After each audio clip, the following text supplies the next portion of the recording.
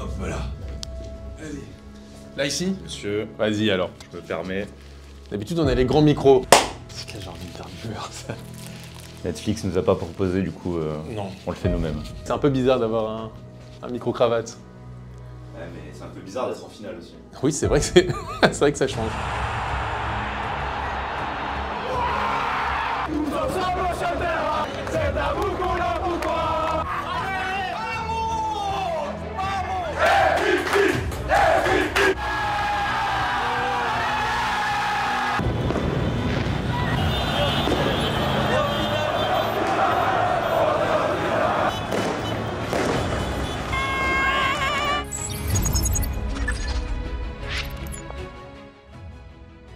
Pascal Bensadoun, patron de Canal Supporter avec mon fils Jonathan. Est-ce que actuellement tu es en train de vivre ta plus grande saison en tant que supporter? Ouais. Honnêtement, ouais. Ouais, vraiment, c'est sûr. On est passé par toutes les émotions. MVP, MVP, MVP, MVP. Le Paris Saint-Germain est en finale de la Ligue des Champions. On y est. Vamos. J'aurais la chance d'être à Munich et honnêtement, c'est un truc incroyable, quoi. C'est un truc unique et on a beaucoup de chance de vivre ce qu'on vit, donc profitons, quoi. C'est extraordinaire ce qu'on est en train de vivre. Donc ouais, c'est la plus grande saison en tant que supporter. T'es en train de gagner tout ce qui est possible de gagner et ça n'a jamais été fait dans l'histoire du PSG. C'est la plus grande saison, la plus pleine, la plus complète. Le jeu qui est produit, la symbiose et l'harmonie entre supporters et le club, les dirigeants, le coach, les joueurs, les dirigeants. Je pense qu'à tous les étages, tout le monde tire dans le même sens cette saison et c'est très rare dans le PSG, surtout ces dernières saisons. Et en plus de ça, les résultats suivent. Donc c'est la plus grande saison du PSG. Y a-t-il eu un moment où tu as cessé de croire en cette équipe? Bien évidemment. Je suis plus du tout. Je descends du train comme tu dis. Bien évidemment. Bien évidemment. C'est la plus grande saison, mais disons que la première partie de saison, c'était pas la plus grande. Cesser de croire, je sais pas, mais ça a été dur. T'as plus Mbappé, qui est quand même un mec qui te mettait 40 buts. Tu ne le remplaces pas au mercato. T'as pas de numéro 9. On a écouté, on s'est satisfait de l'effectif et au final, t'arrives à l'Emirates et tu te dis qu'il te manque quand même un vrai profil d'attaquant. Partez un peu vers l'inconnu avec un nouveau format. On a eu le tirage le plus compliqué, ça faut pas l'oublier aussi. Le PSG va tomber sur donc Manchester City, Bayern Munich, on est sur Atlético Madrid. Oh là là, PSG. T'as des matchs difficiles contre Girona, t'as des matchs difficiles contre Arsenal, t'as des matchs difficiles contre le Bayern. T'es pas capable de battre le PSV Eindhoven. Le PSV où tu espères un penalty à la dernière minute où t'as Asensio qui saute. On a l'impression que c'est bien lointain, mais évidemment qu'à ces moments-là, on doutait. Tu doutes parce que tu comprends pas trop tactiquement, il te manque beaucoup d'efficacité. Je trouve qu'il fait n'importe quoi. Moi, je suis le premier à dire quand Luis Enrique fait des choses très bien. Je l'ai dit pendant toute la saison dernière, je l'ai dit sur le début de la saison. Là, ça fait 3-4 matchs. Je trouve qu'il fait n'importe quoi. Et là, moi, j'étais persuadé que c'était mort. Ça va droit dans le mur. Je sais pas combien de temps ça va tenir. J'arrive pas à voir un PSG gagner avec Luis Enrique. Malheureusement, je vois pas. Si ça continue comme ça, je vois pas comment. J'arrive pas, moi, à lever les doutes. J'arrive pas à lever les doutes parce que même si beaucoup de gens pensent que tu jouais de la même manière en première partie de saison, moi, j'étais persuadé que non et je continue d'être persuadé que non. Je descends du train ou alors je fraude. Mais en tout cas, je suis plus dans le train, je suis plus en règle. Je descends du train parce que j'y crois plus, parce que je pense et je suis persuadé qu'avec Luis Campos et Luis Enrique, qui sont de bons professionnels, mais peut-être que pour le PSG, ça matche pas, ça le fait pas, et je suis persuadé que le PSG ne connaîtra pas le succès. Tu remets quand même pas mal de choses en question, tu vois, même Luis Enrique, peut-être qu'il perd un peu les pédales, quand tu vois la façon dont il parle à Margot Dumont, par exemple, après le match contre Arsenal, c'est des choses qui se font pas. Non, je n'ai aucune intention d'expliquer ma tactique, parce que vous ne le comprendriez pas. J'avais l'impression que les joueurs ne progressaient plus, que même parfois ils régressaient presque. Est-ce que tu nous estimes toujours taillés vraiment pour viser l'Europe? À l'heure actuelle? Non, pas du tout. Il y a eu la guerre, la petite guerre avec Dembélé. Moi, j'avais très peur d'une guerre d'ego qui nous plombe sur la saison en fait. Juste de ne pas rentrer dans une espèce de guerre d'ego où ça va être je veux vous prouver que j'ai raison plutôt que de je veux gagner. Surtout mettre de l'eau dans son vin, que ce soit les joueurs, que ce soit le coach. Ça a été fait, ça a été nécessaire, ça a été déterminant pour changer la saison. Force est de constater que la saison du PSG a basculé, que les résultats étaient différents, que le jeu était différent, et que ce que je pense à un moment donné, c'est plus ce que je pense aujourd'hui. C'est ça aussi notre taf à nous ici à Canal Supporter et dans plein d'autres médias et de créateurs de contenu, c'est que tu dis des choses au mois de décembre, au mois d'octobre, elles sont peut-être pas valables au mois d'avril et au mois de janvier. Les choses ne sont pas figées, ça peut encore évoluer. Et on saura dire si ça se passe bien, si Luis Enrique rectifie le tir, comme là on a dit quand ça ne va pas. Le foot va tellement vite. À l'abri de rien. La vérité d'aujourd'hui n'est pas celle de demain. On a prolongé assez tôt Luis Enrique aussi dans la saison. Donc sur le long terme, je pensais que dans tous les cas, ça allait trouver son chemin. Mais me projeter même en quart de finale au début de la saison, c'était compliqué. Donc une finale impossible. J'ai jamais imaginé en début de saison qu'on puisse en être là aujourd'hui. Jamais. La phrase qui me marque le plus de moi-même, si je devais faire mon autocritique, c'est vraiment quand je dis le PSG ne connaîtra jamais le succès avec Luis Enrique et Luis Campos. Plus que descendre du train. Parce que descendre du train, tu peux descendre du train et remonter demain. Je voyais pas le PSG connaître le succès comme il le connaît aujourd'hui. Et quel a été le déclic alors? Manchester City, ça restera une émotion complètement folle qu'on aura à vie. Alors il y a quand même avant, il y a Salzbourg aussi, tu peux te dire que c'est Salzbourg où tu gagnes 3-0, mais tu sens que tu as quand même un peu la pétoche, mais c'est vraiment le Manchester City. Tu viens de signer Kvaratskhelia en plus, il y a quelques jours, il est déjà au parc. Moi en tout cas, je pense que ça peut être un joueur qui peut tout changer. Il coche toutes les cases, encore une fois, de ce qu'on peut demander au Paris Saint-Germain. L'aile gauche, aujourd'hui, pour moi, elle est promise à Kvaratskhelia. Il y a déjà ce truc où tu te dis, si tu arrives à passer, il y avait quelques bons résultats, cette équipe est sympa, tu rajoutes à Kvara, honnêtement, ça peut le faire. Et t'as ce match contre City qui est dingue, quoi. Faut pas avoir peur des mots. C'est un match historique. Même si c'était un City malade, tout ça, ça restait un City de Guardiola, avec des joueurs d'expérience, avec du Erling Haaland, tout ça. Tu prends 2 buts, coup sur coup, alors que t'es meilleur. 2-0 pour City. Paris est en train d'entrer dans la nuit. Tu te dis non, encore une fois, tu replonges dans tes travers. Et la remontée, comme on l'a fait, c'était extraordinaire. T'as ce déboulé de Barcola, le but de Dembélé. Le retrait pour Dembélé. Buteur sur un de ses premiers ballons. Le but de João Neves de la tête. MVP. Le but de Ramos à la dernière minute. Il y a la VAR, tu sais pas s'il y aura but ou pas. Et d'un coup, tu te rends compte qu'il y a but. C'est fait. Le PSG va s'imposer face à Manchester City. Il y a l'explosion du Parc des Princes, l'explosion même de Ramos. C'était un tel bonheur que j'ai été obligé de sortir du parc. Je voulais plus voir la fin. Je me suis barré et je me suis mis mes écouteurs, de la musique.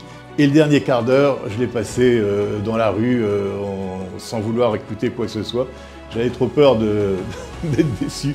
Je voulais tellement cette victoire que voilà. Je pense que c'est le match qui a tout changé. Et même je pense que c'est le match qui a changé et pour les supporters et pour l'équipe, où je pense que les joueurs se sont dit « ouais, on y croit, on peut le faire, il y a vraiment quelque chose à faire ». On est là pour écraser l'adversaire, éteindre. Te gagner, exactement, éteindre, massacrer l'adversaire. Je suis en train de me dire qu'on assiste là à un vrai tournant dans la saison du Paris Saint-Germain. C'est un match qui peut être fondateur, ça peut être un déclic. Il doit y avoir quelque chose, il doit y avoir un avant-après. On me dit dans l'oreille, le c'est retour du de 70-30.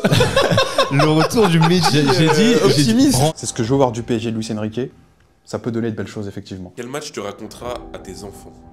Je pense que je raconterai, pas le match, mais je raconterai ce que j'ai vécu à Liverpool. Vraiment. Bien évidemment, le voyage à Anfield. Liverpool, je pense que j'ai pas ressenti des émotions comme ça depuis très très longtemps. Depuis le Final 8, le but de Choupo-Moting. Ça s'apparente aussi à du Chelsea 2015. Mais alors là, Liverpool, meilleure équipe d'Europe. Tu commences à retrouver le sourire, à te dire que tu t'es qualifié, c'est beau ce qu'on fait.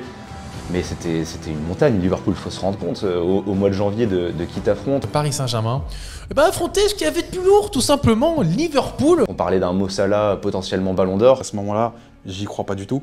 Pour moi, Liverpool, c'est la meilleure équipe d'Europe sur le moment. Ça dépend de la manière, évidemment, mais si le PSG est éliminé, pour moi, il n'y a pas à crier au scandale. Surtout que le match aller, tu le perds de manière tellement injuste ce match. Il y a un arbitrage, voilà. T'as un but, magnifique but, mais qui est refusé pour hors-jeu de 2 cm. T'as beaucoup d'occasions. T'as un gardien qui fait le match de sa vie et tu te fais punir sur l'une des rares, enfin, même la seule occasion de Liverpool à la dernière minute. Honnêtement, ça a coché toutes les cases du bingo PSG. Il manquait juste un poteau. On n'était pas déçus, moi je me rappelle, je me disais c'était cruel, quoi. Car tu fais pardon pour ma vulgarité, un putain de match de football, quoi. Je me disais vraiment, le football est cruel ce jour-là. Et en même temps, t'étais plein d'espoir, tu te dis que tu peux le faire, quoi. 2013, quand j'ai raté mon code, de 1 point. Je suis rentré à l'auto-école, je remets-moi une date tout de suite.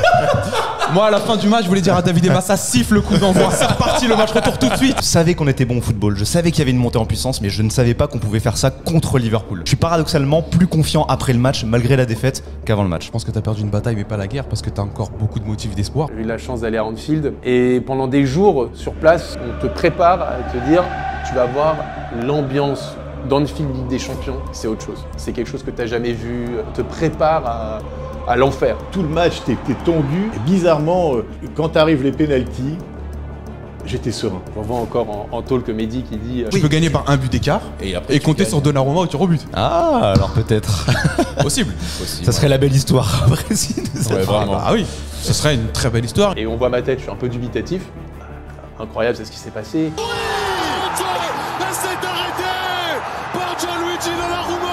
C'était fou, quoi. La séance de tir au but. Après un match de dingue, t'es en plus juste derrière le but. Le mec de la sécurité nous préparait déjà à l'avance un mouvement de foule, donc il nous mettait aussi derrière la barrière pour le vivre. Et j'ai des images justement en disant c'est fou, quoi. C'est fou ce qu'on est en train de vivre. C'est maintenant pour Désiré Doué. Ça fait le Paris Saint-Germain élimine Liverpool de la Ligue des Champions et réalise un exploit immense. C'est juste un huitième de finale, hein. Mais tu sors Liverpool, c'est à Anfield. Les mecs sont tellement fair-play en face en plus, et derrière t'as tous les commentaires, même tu vois t'as un Bruno Salomon qui est en larmes. Oh la vache, ce qu'ils nous ont fait là.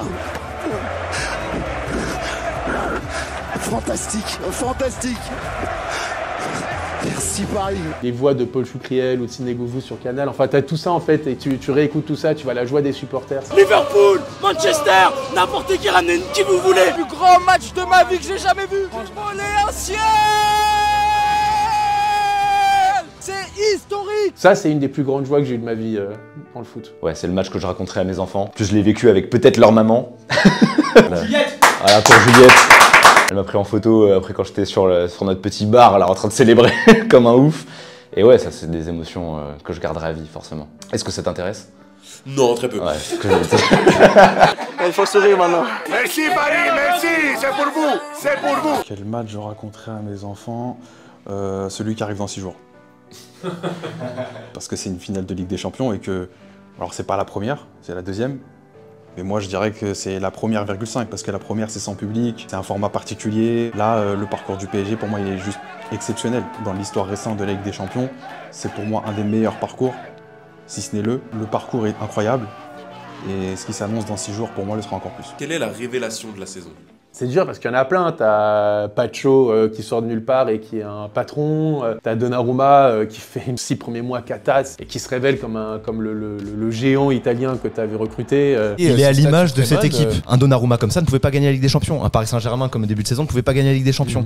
Après cette transformation, tu peux. En 2024-2025, Donnarumma, pour moi, c'est l'élément le plus important de la saison du PSG. C'est l'élément, tout club confondu, le plus important d'une équipe en Ligue des Champions. Si tu l'enlèves, tu ne fais pas cette saison. T'as Gvara qui arrive et qui a un facteur X incroyable. Ce mec-là, il est extraordinaire. L'explication est très simple, c'est qu'il donne tout en fait. T'as Dembélé qui fait la saison de sa vie, qui peut être ballon d'or. Personne n'avait jamais vu qu'il était capable d'être leader technique, d'être leader d'attaque, d'être leader statistique, d'être leader tout court dans un vestiaire. Aujourd'hui, il l'est. Et en plus de ça, tu as les résultats avec, parce qu'il porte un PSG jusqu'en finale de Ligue des Champions. Et il peut porter un PSG jusqu'à son premier sacre européen, enfin en Ligue des Champions en tout cas. Il a pris le lead de l'équipe, il a fait les efforts, il presse à chaque match. C'est lui qui engueule les joueurs quand on n'est pas concentré. Et il se porte même lui-même sur le plan individuel vers des sommets qu'on n'avait jamais imaginés pour lui. Aujourd'hui, on parle de Ousmane Dembélé, Ballon d'Or. C'était juste impossible d'y penser il y a 5 mois, 6 mois. Celui qu'on considérait comme un sous-Mbappé devient un sur-Mbappé. Déjà aujourd'hui, oui, je le place dans les attaquants les plus importants dans l'histoire européenne du Paris Saint-Germain. Dembélé, c'est la clé, c'est le symbole, c'est le facteur X de cette équipe. Le leader, tout simplement, du meilleur collectif d'Europe et qui arrive aujourd'hui en finale. Moi, je vais dire Désiré Doué quand même. J'avoue qu'il y a des trucs, alors bien sûr, il y a cette comparaison qui tient avec Neymar, et donc ça te fait un peu ressortir ce genre de choses. Et puis il y a son but contre Aston Villa qui est incroyable. Doué plein axe, il a une bonne frappe, il a une bonne frappe. Il a une frappe superbe. Désiré Doué. Son entrée en jeu contre Liverpool, sa célébration du tir au but. Et l'entrée de Désiré Doué, maman, 19 ans le gamin, 19 ans. João Neves, devenir un des meilleurs milieux de terrain du monde comme il le devient aujourd'hui, c'est quand même extrêmement important. Pour moi, je pense que le nœud de chaque équipe de foot, c'est le milieu de terrain. Venez, on fait une cagnotte Lydia, Ulule, je sais pas quoi. On envoie de l'argent à Benfica parce que 60 millions, c'est trop peu. C'est beaucoup trop peu. Un peu de respect pour le foot. Si on veut parler après de la révélation à proprement dit, d'un joueur vraiment que je connaissais pas et que je ne pensais pas qu'il aurait pu prendre cette place-là dans le vestiaire au PSG, même dans le football mondial, c'est William Pacho. Il est monstrueux et je m'y attendais pas. Tous les attaquants d'Europe, ils mangent des chewing-gums en même temps, c'est de la folie. Pour toi, quelle est l'image de la saison? Hakimi qui, à Anfield, au milieu de terrain avec le drapeau du PSG comme ça, et les stewards essaient de lui retirer pour pas créer les embrouilles, et que finalement, il récupère et il le met sur le milieu du terrain comme ça, en disant genre on est chez nous.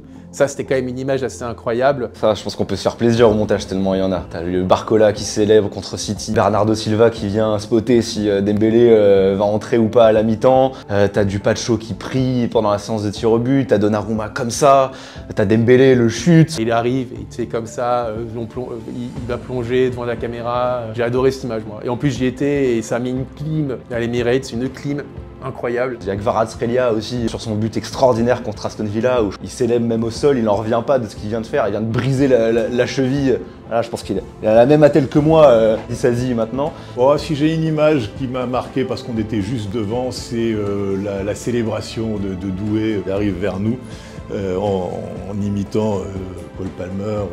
Je trouvais ça assez grandiose en Angleterre. Je vais rester sur Luis Enrique et sa causerie avant les tirs au but, où il remobilise tout le monde, comme personne ne l'avait fait, je pense, auparavant. Quelle est la force de cette équipe? La force, c'est son entraîneur, tout simplement. L'entraîneur Luis Enrique qui a fait de cette équipe un collectif. Et aujourd'hui, en fait, quand tu prends une photo de cette équipe, en premier, c'est Luis Enrique. Cette équipe ressemble à Luis Enrique. Sur la défense, l'attaque, le milieu de terrain, les efforts. T'as des individualités très fortes, mais n'importe quel joueur peut sortir du terrain et ça sera pas un scandale. Je vais à la guerre avec Luis Enrique, je vais à la guerre avec cette équipe. J'y vais. Luis Enrique, c'est l'entraîneur qui arrive à te mettre un Ousmane Dembélé comme un des meilleurs joueurs du monde. Luis Enrique, c'est l'entraîneur qui arrive à te relancer Donnarumma qui était au fond du trou il y a 6 jours et qui là aujourd'hui est le roi du monde. Et avoir la lucidité de mettre de l'eau dans son vin quand il faut le mettre.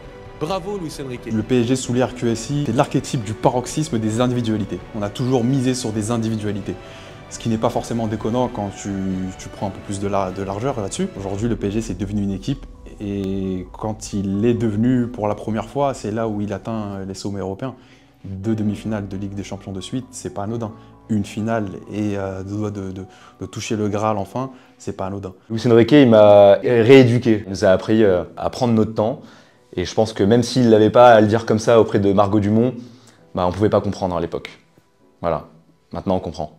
La force, c'est son collectif. On se dit, enfin, c'est une équipe, une vraie équipe qui joue, avec 11 bons hommes qui se battent pour les 11 autres. Je pense qu'effectivement, le mérite en revient à l'entraîneur, qui est pour moi un entraîneur exceptionnel, parce que vraiment, hein, j'ai pourtant douté de lui. Mais en fait, je pense que tout était calculé. Le placement de Nuno Mendes, presque arrière centrale, pour lui donner tous les rudiments du métier de défenseur. Nuno Mendes, exceptionnel, on lui avait promis l'enfer des enfers face à Mo Salah, il l'a complètement éteint, il l'a complètement pocket. Tout ce qu'il a fait, j'ai l'impression que c'était comme un puzzle qu'il a construit et qui nous amène aujourd'hui à là où on est. Donc la force du PSG de Luis Enrique 2024-2025, c'est d'être devenu une équipe. Que représenterait pour toi la victoire finale en LDC? Un truc déjà honnêtement inimaginable. Pour moi, c'est un espèce de mythe qui restera toujours un mythe, donc il faut que je le vive pour pouvoir y répondre.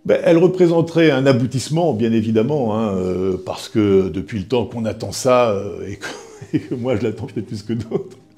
C'est quelque chose qui est intouchable.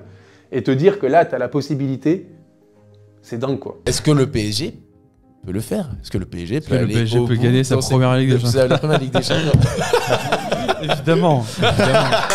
Mais en même temps, il y a quand même une peur du vide. Je me dis, si jamais on gagne, j'ai un peu de mal à voir après quelle sera la façon dont je vivrai les matchs la saison d'après. Ça ne veut pas dire que je ne veux pas qu'il gagne, attention, au contraire. Pour moi, ce serait vraiment un grand bonheur.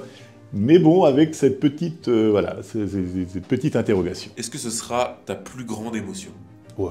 Largement, parce que aussi je serais sur place, professionnellement ce serait incroyable, émotionnellement, personnellement ce serait fou. Je le vivrais même en famille, je serais avec mon père et tout, qui m'a tout donné, qui m'a tout inculqué, qui m'a tout transmis. Le vivre même avec mon fils, voilà, de faire tout ce qu'on... L'émotion me prête. Le plaisir de vivre tout ça en famille et en famille en comptant l'équipe, parce que pour moi c'est une famille aussi. Bah ouais, c'est un plaisir immense. Il y a 2 ans, presque jour pour jour, je me suis fait opérer à cœur ouvert. J'en ai jamais parlé en vidéo. Peut-être que si on le garde au montage, ça sera maintenant. Parce que je me suis fait opérer il y a 2 ans. Là, t'entends le cœur mécanique? C'était le 30 mai 2023. Donc presque jour pour jour, 2 ans plus tard, finale potentiellement victoire de la Ligue des Champions. Et je me souviens qu'un des premiers trucs que je me suis dit, arrête de pleurer Maxime, c'est pas la peine. Un des premiers trucs que je me suis dit quand je savais que j'allais me faire opérer, peut-être que je vivrai jamais la fin de l'Attaque des Titans en animé, et peut-être que je ne verrai jamais mon club de cœur gagner la Ligue des Champions. Donc voilà, je suis encore là, et peut-être que je vais la vivre maintenant, et ça serait, ça serait la plus belle émotion. Il va y avoir un beau BPM pour la finale. Tu es prêt à quoi si Paris gagne? Faire genre, en gros, un dilemme. Ouais, boule à Z. Je me fais une Mehdi aux Iran. En plus, ce sera l'été. Je fais une boule à Z. Non, plus sérieusement, pour être dans le délire, et il y a toujours une part de vérité dans les délires, je fais une lettre d'excuse à Luis Campos, avec accusé de réception, pour être sûr qu'il l'a lu. La chose la plus folle que tu serais prête à faire? Un régime. Nouvelle opération. Allez. Les implants. Ouais, je peux pas, à cause de mon traitement et tout. Si vous me trouvez un tatouage qui s'efface de la Ligue des Champions bien beauf comme il faut, je tiens l'été avec les talk mercato avec un tatouage LDC. Et pour finir, est-ce que tu as un mot pour l'équipe? Je sais pas si c'est vraiment pour l'équipe, mais ce serait vraiment plutôt presque pour les supporters et pour les gens qui suivent, de se dire, ce que je disais un peu au début, profiter en fait. Profiter, c'est des moments tellement rares, on sait pas si on aura d'autres.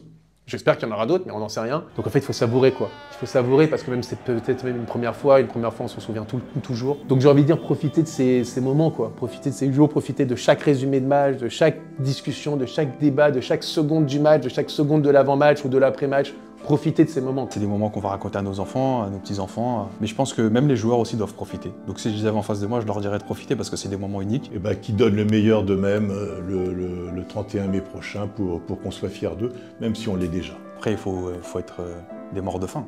Il faut qu'ils aillent chercher leur propre histoire à eux, personnelle, l'histoire du club, quelque part l'histoire du football, parce que quand les grands de ce sport, dans 20, 10, 30 ans, s'assieront autour d'une table pour discuter du football et parler de la finale 2025 de Ligue des Champions à Munich, ce sera le PSG qui l'aura gagné pour la première fois de sa vie. Ah, il y avait qui dans cette équipe? Bon, du coup, programme plutôt chargé jusqu'à la finale? Bah ouais, événement exceptionnel, je disais, dispositif exceptionnel, Maratalk, tous les jours, un talk, un contenu sur YouTube, un contenu long, c'est simple, on a un programme exceptionnel, des invités exceptionnels aussi à venir. Et honnêtement, allez-y, n'hésitez pas à vous abonner, à mettre la petite cloche, tout ce qu'il faut, on vous le répète tout le temps. Mais là, c'est le moment quoi. J'ai envie de dire honnêtement, si là, vous vous abonnez pas, vous n'êtes pas là, vous serez jamais là les mecs. Donc on a un gros programme à venir, vous allez kiffer. Et rendez-vous demain pour le Mercato Parfait. Super. Voilà messieurs. Bravo, bravo.